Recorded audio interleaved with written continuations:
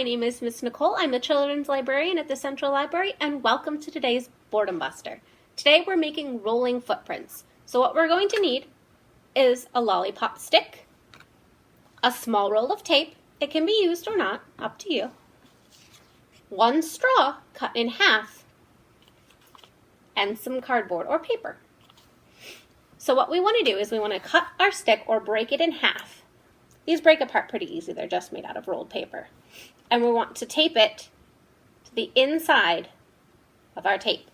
One on the top and one on the bottom, like so. Then we want to cut out our footprints and tape a half a straw to the back of each one. One left foot and one right foot. Then all we do is slide them over top of the straw, one on top and one on the bottom. And then when you roll them, it looks like feet walking. Ready? Enjoy!